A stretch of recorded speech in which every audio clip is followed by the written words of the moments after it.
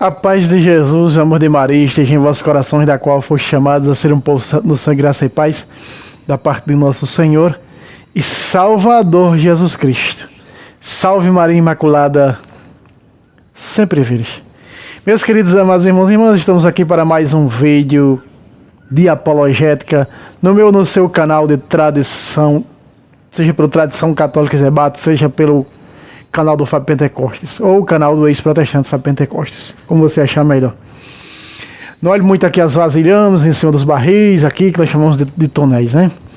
Aqui nossa cozinha, aqui nessa seca, quando começar a chuva a gente volta a gravar com uma bela linda floresta, a paisagem lá fora, né? Por enquanto vamos continuar por aqui. Você não pode ficar sem vídeo, sem instrução.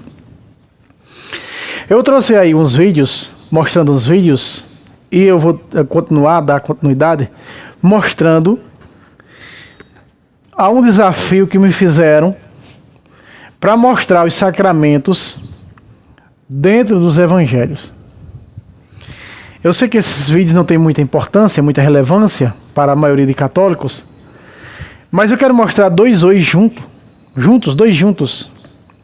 Eu quero mostrar dois sacramentos hoje juntos. É rápido, um vídeo rápido, né? Assista o vídeo, dê o like, se inscreva. Olha só. Matrimônio e ordem, sacramento da ordem. São rápidos, dois vídeos rápidos. Quando nós pegamos, meus irmãos, na Sagrada Escritura, nós já vamos nos deparar com Jesus em Mateus 19,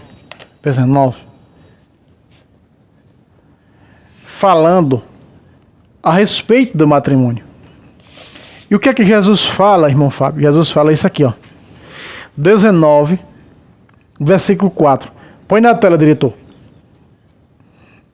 Respondeu-lhe Jesus: não lestes que o Criador no começo fez o homem e a mulher e disse, verso 5, por isso o homem deixará seu pai e sua mãe, e se unirá à sua mulher, e os dois formarão uma só carne. Verso 6. Assim já não são dois, mas uma só carne. Portanto, não separe o homem o que Deus uniu. Volta para mim, diretor. Se você pegar em Marcos 10, de 1 a 12, você vai ver que está melhor do que o próprio Evangelho de São Mateus. Depois do versículo 7 em diante, eles vão indagar que Moisés permitiu o divórcio. Aí Jesus vai continuar dizendo, foi por causa da dureza do vosso coração, mas não é assim. E aí os protestantes, né, gostam diz que isso aqui é permitido o divórcio. Então, para o protestantismo, porque eles entendem mal, no versículo 9, exceto em caso de união ilícita. O que é união ilícita? Pode se separar. Por exemplo, uma pessoa que vive em união ilícita é uma pessoa que vive em fornicação ou uma pessoa que vive em adultério com outra pessoa. Então, nesse caso, podem se separar. Você pega algumas bíblias, como a Bíblia mesmo da TL, vai dizer, em caso de fornicação, pode se separar. Peraí, se o sujeito está em fornicação, quer dizer que ele não é casado, porque ele está em fornicação. Fornicação só pode ser cometida entre um rapaz e uma moça, estando solteiros. Se eles estiverem casados, aí não é fornicação, chama-se adultério. Aí só que algumas versões utilizadas pelos protestantes, está em caso de adultério, pode se separar. Mas veja, em caso de adultério, pode se separar? Como assim? Aí o protestantismo entende que se uma das partes adulterar, olha a má interpretação, um mau entendimento protestante. Se uma das partes adulterar, pode se separar e casar com outra. Não é isso que o texto bíblico está falando. Quando diz está em fornicação, então pode se separar, porque está união ilícita. Né? É uma união ilícita. O sujeito só é casado no civil, então ele está em pecado, é união ilícita. Está em pecado, porque o casamento é no Senhor. 1 Coríntios 7,39 diz que o casamento é no Senhor. Então tem que ter para ser no Senhor, tem que ter a bênção do sacerdote. É um sacramento, é matrimônio. Então precisa ser no Senhor. Precisa ter a presença de um padre para selar a bênção. Entende? Daquela união conjugal. Então veja, meus irmãos, no Senhor. Só que já adulteraram. Tantas Bíblias protestantes e até umas católicas também está adulterada. 1 Coríntios 7:39. O casamento, no entanto, que seja no Senhor. Algumas protestantes, como uma que eu tenho aqui, diz que o casamento seja cristão. O casamento cristão é no Senhor.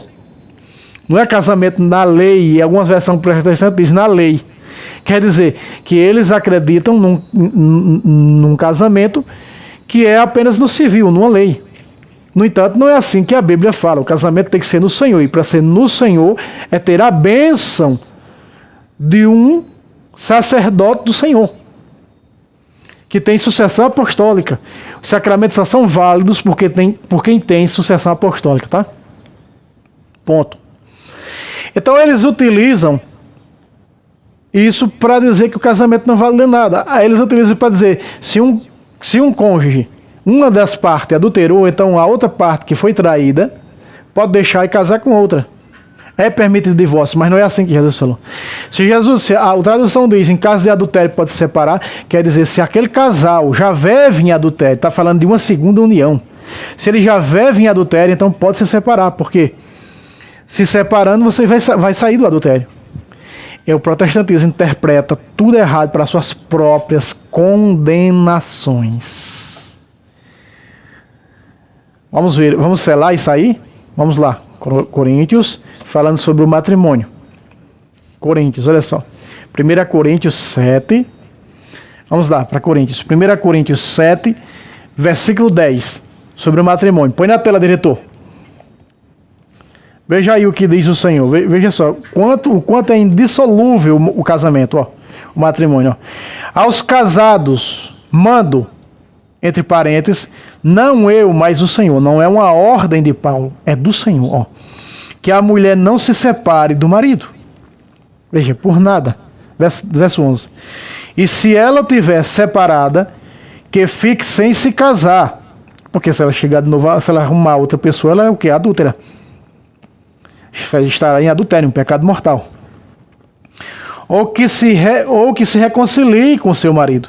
Igualmente o marido não repudie sua mulher. Volta para mim, diretor. Aqui é o caso, meus irmãos. Esse aqui é o caso do casamento. Ah, irmão Fábio, mas aí existe o tribunal eclesiástico e tem uns casamentos que são desfeitos. Meu irmão, não se anula casamento. O tribunal vai averiguar sobre tais situações e ali vai constatar que aquele casamento não aconteceu, não foi realizado, por causa que há impedimento. Por exemplo, pessoas que se casam, uma delas casa bêbada, que eu conheço muitos que enchem o talo de cachaça para poder se casar. Na igreja, no Senhor, quando a Bíblia diz casamento do Senhor, quer dizer na igreja fundada por nosso Senhor e Salvador Jesus Cristo, tá? Então aqui Paulo está dizendo que é o Senhor que diz, olha só, não pode separar, casamento é único, é indissolúvel. Mas aí é o tribunal eclesiástico, o casamento verdadeiro, ele é indissolúvel. Mas há um caso, você sabe que acontece um casamento falso, né? Ou seja, que o casamento não aconteceu. Por exemplo, conheço um sujeito que se casou, ele já era casado, mas ele utilizou os documentos do irmão para se casar com a moça. Pergunto para você, valeu esse casamento? Não. Vai para o tribunal eclesiástico com 2, 3 provas, porque o tribunal eclesiástico diz, não valeu esse casamento. Há vários motivos para a igreja constatar no tribunal eclesiástico que aquele matrimônio não foi realizado. Que aquele casamento não foi válido. Não existe anulidade de casamento, como se diz hoje por aí. Não existe anulidade de sacramentos, meus irmãos. A pessoa, sujeito, eu vi um vídeo na internet, sujeito anulando o batismo da igreja católica, fazendo uns ritos diabólicos para anular. Não tem como anular sacramento. Entende? Matrimônio é sacramento. Aí veja, São Paulo diz aqui, ó, no versículo 12 e versículo 13 e 14. Põe na tela, diretor. Aos outros digo eu, aí é a opinião da igreja, do tribunal eclesiástico, olha só, que é o que nós chamamos de tribunal eclesiástico. Digo eu, não o Senhor, ó. Se um irmão casou com uma mulher pagã, sem a fé, esta consiste em morar com ele, não repudie. Se uma mulher desposou do mesmo jeito o marido, no versículo 13, né? Vamos pular para o 14. Aí diz: porque o marido que não tem fé é santificado por a mulher. Assim também e vice-versa. Então vamos pular para o 15. Vamos para o 15, diretor. Mas se o pagão quiser se separar, veja, a parte pagã quiser se separar, que se separe. Em tal caso, nem o irmão nem a irmã estão ligados. Ou seja, volta para mim, diretor. Nesse caso, não estão casados. Veja, Paulo mostra aqui que já existia o tribunal eclesiástico da igreja. Então, Paulo vai dizer: vocês vão buscar alguém que é tido em nada pela igreja, vocês não buscam a opinião da igreja, como ele fala.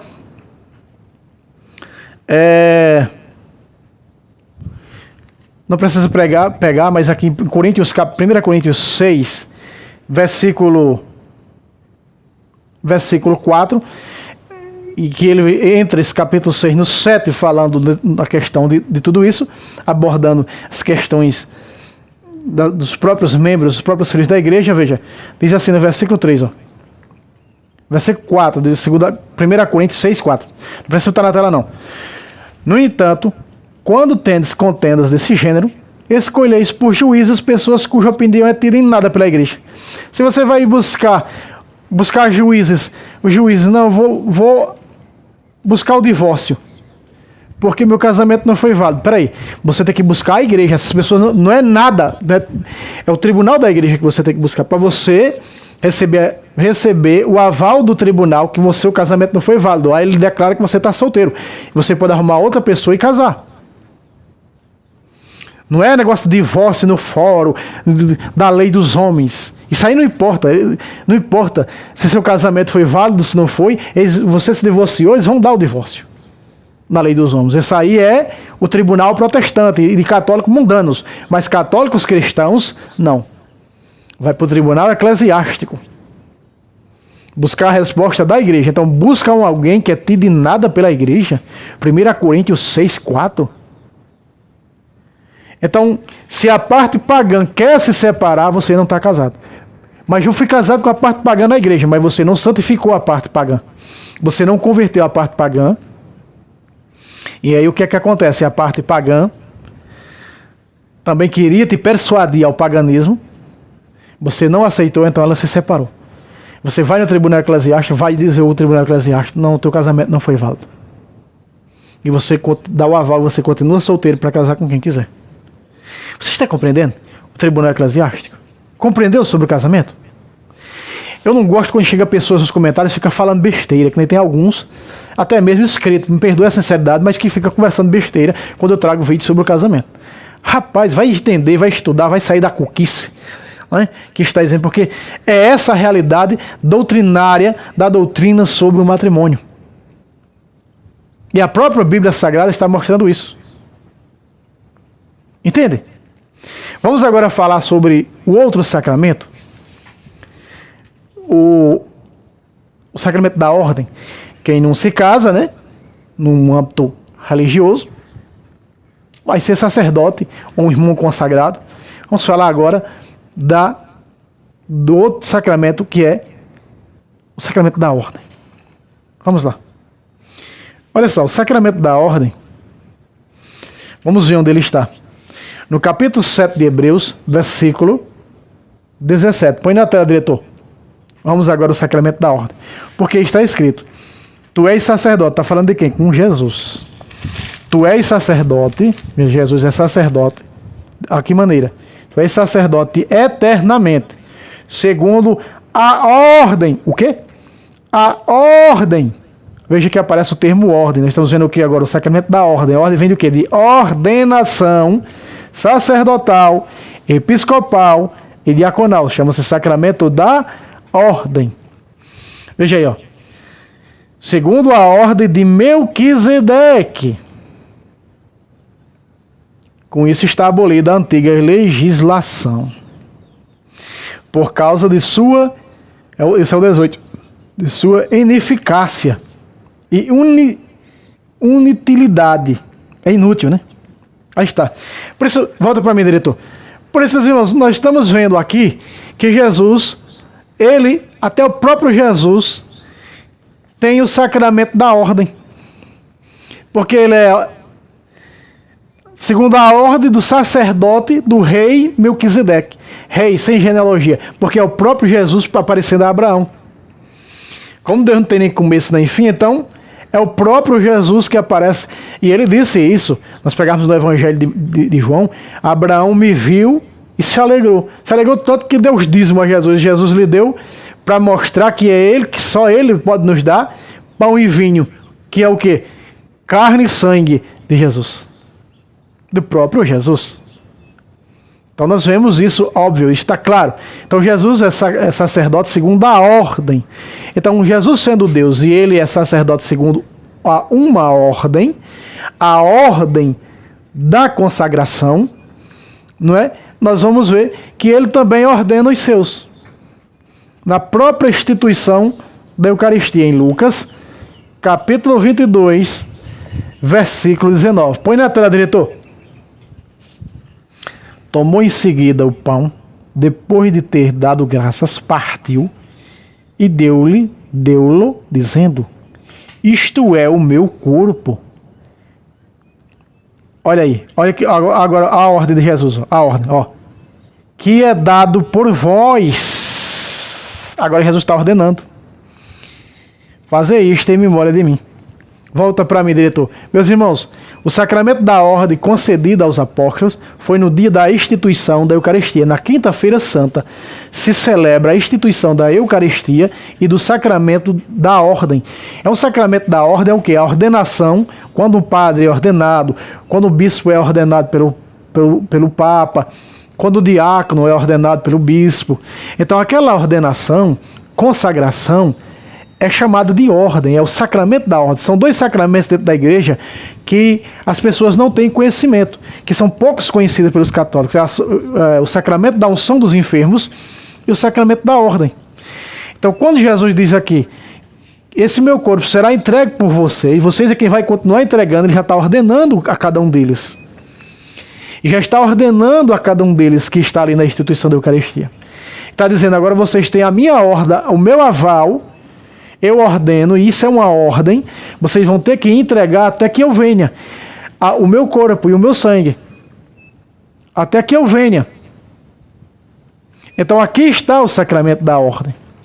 Essa é a ordem de alguém que é sacerdote eternamente segundo a ordem de Melquisedeque.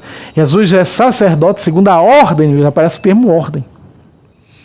Isso é a ordenação sacerdotal, um sacerdócio, como você viu, não esse da lei terrena, mas agora é espiritual, sacerdócio espiritual. Não era como aquele levítico, arônico, não. É sacerdócio eterno. E Jesus ordena os seus sacerdotes. Mas não eram apóstolos, sim, apóstolos que receberam a ordem de bispos, de sacerdotes, porque receberam a ordem. Como o padre, ele tem essa ordem de nos dar Jesus vivo na Eucaristia, sua carne e seu sangue. Então, meus irmãos, isso é maravilhoso quando a gente tem um conhecimento sobre essas coisas.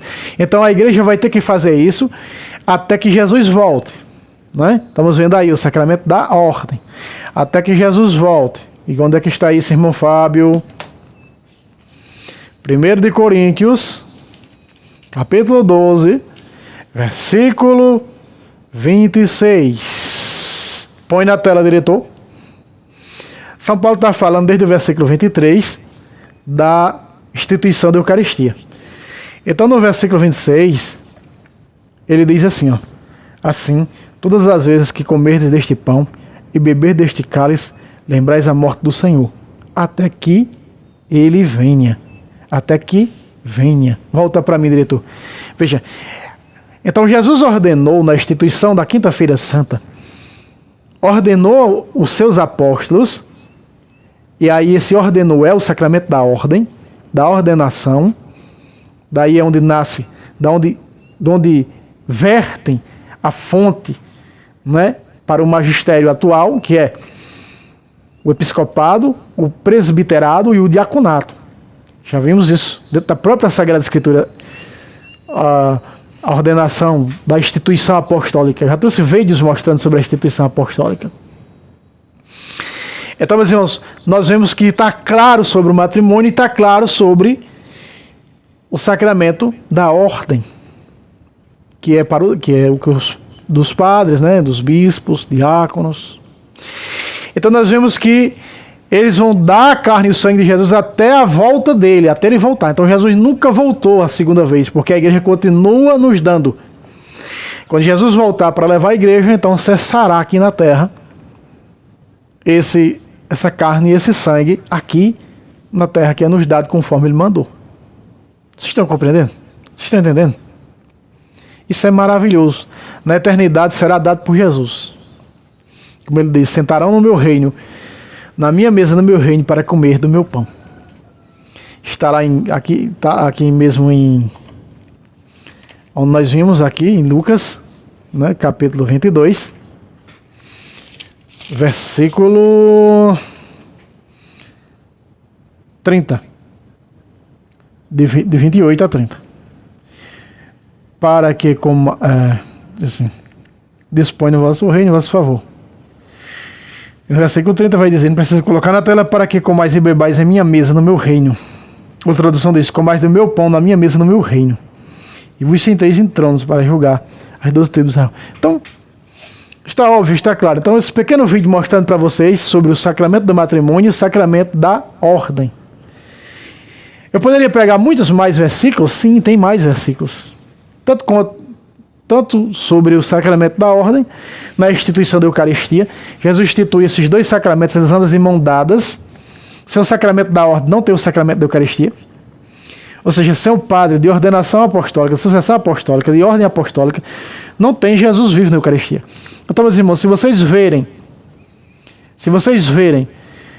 se eu encontrar as fotos, eu vou colocar aqui as fotos. Põe aí as fotos de uma igreja que foi fundada aqui no Brasil. Essa igreja aí, veja aí. Se você tiver aí, coloca a foto, diretor, e eu vou falando. Veja. Essa foto aí que você está vendo, se tiver a foto, se não tiver, eu vou continuar falando, tá? Eu vou tentar encontrar. Estou gravando o vídeo, eu já vi muitas delas, vou tentar encontrar. Essa foto aí são de bispos, você está vendo aí, bispos, padres. Mas veja que o bispo usa a mitra vermelha. E no rito romano não tem mitra vermelha, nem no rito oriental. Existe mitra vermelha. Então que igreja é essa? Essa é a igreja episcopal, igreja apostólica episcopal carismática. Né? Fundaram essa igreja alguns padres, eu não tenho muita informação, mas me disseram, segundo o professor Felipe Aquino, ela nasceu em Lorena, em São Paulo, parece que alguns padres que eram do movimento carismático saíram e fundaram essa seita, né? Episcopal carismática. Você vai ver nos documentos dela, e ela diz assim, parte da igreja católica apostólica romana. Não é parte da igreja católica apostólica romana, porque não está ligada à Santa Sé, nem tampouco ao Papa. Então não é herética igual a igreja protestante. Isso é só mais uma heresia. Igreja episcopal carismática, não é. Então você vai aí em missa nessa igreja aí, nessa seita episcopal carismática, você vai na igreja católica apostólica brasileira, igreja católica apostólica ortodoxa, você vai em missa do mesmo jeito da igreja católica apostólica romana, só que não tem sucessão apostólica, lá os sacramentos não são válidos. São falsos. E muitos católicos estão sendo enganados por falta de conhecimento, meu povo se perde por essas seitas. Então o sacramento da ordem aí é falso. Essa hóstia que eles dão aí, que nem é hóstia, esse pão em forma de hóstia, que é da própria igreja católica que eles utilizam, não é que as hóstias são feitas para a própria igreja católica, mas eles imitam tudo a igreja católica. Jesus não entra em igreja que é apenas figura da dele, e eles são a cópia e a figura da igreja católica. Você vê que não são da igreja católica apostólica romana pelos vestimentos. As vestimentas deles são vermelhos, toda vermelha. Repito, bispo da igreja católica apostólica romana não usa mitra vermelha. Que eu saiba não, se alguém já viu aí, digo, mas não tem. Liturgicamente falando, não. Eu conversei com quem conhece. Não, irmão Fábio, não existe isso, não existe a mitra do bispo, não. Existem os paramentos, por exemplo, um dia de um mártir da igreja, como por exemplo Santa Luzia. Então a igreja celebra de vermelho, tanto os bispos com a estola vermelha, não é? Como os padres. Um tempo comum é de verde. No tempo do Natal é de branco. No tempo da Quaresma é de roxo, não. Mas essa seita episcopal carismática, ela não tem cor litúrgica, para ela é só uma cor só, vermelho, a cor do comunismo. Então, meus irmãos, cuidado com essas falsas igrejas, tá? Não são católicas, elas trazem os mesmos sacramentos, como também não é o anglicanismo, que é uma figura da igreja católica, um dia foi parte da igreja, perdeu a associação apostólica. Mas isso aí chega a ser pior, viu? Cuidado com isso aí, com essas igrejas falsas. E eu soube agora que no nosso estado, aqui em Pernambuco, está cheio dessa seita, crescendo, porque os católicos sem conhecimento, mal satisfeitos por causa da teologia da libertação que governa o Nordeste e as dioceses do Nordeste, católicos insatisfeitos, estão indo para essa seita, achando, e eles dizendo que são parte da igreja católica, né? Parte da igreja católica apostólica romana, as pessoas vão para lá dizendo que é a mesma coisa e estão se pervertendo a essa seita. Não faça isso, não cometa esse erro, certo? Eu vou trazer alguns vídeos mostrando não vídeo, mas algumas fotos dessas seitas. Não posso mostrar vídeo, mas eu posso mostrar foto, tá? Dessas seitas, para alertar você católico, que não tem conhecimento e que está indo para essas seitas achando que é a igreja católica apostólica romana. Você não conhece a liturgia? Dá nisso. Não conhece a doutrina? Dá nisso. Entende? Então, meus irmãos, fica aqui esse vídeo. Eu mostrei nesse vídeo para vocês matrimônio e o sacramento da matrimônio e o sacramento da ordem. Deus abençoe vocês. Compartilhe, se inscreva. Até o próximo vídeo, se Deus quiser.